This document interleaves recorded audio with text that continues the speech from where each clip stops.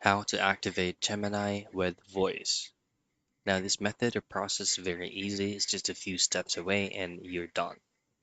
Of course, the very main thing that you want to do is to head into your Google Play Store and look for Gemini.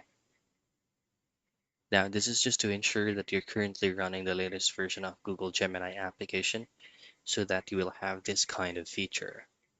Next is to open up your Gemini application and make sure that you're currently logged in into your Google Gemini account. So at the top right hand, you should be able to see your profile picture. Tap on that and then scroll down, go to settings, scroll down once again, and then choose on talk to Gemini hands-free. So in here, you should see Hey Google, which is going to be a feature from Google for you to be able to use this hands-free. You just need to set it up, enable it, and then you will be redirected to set up your Google Assistant. Now just follow on-screen prompts for you to be able to set up your Google Voice first, and you can use your Gemini with your own voice. And that's how you activate Gemini with voice.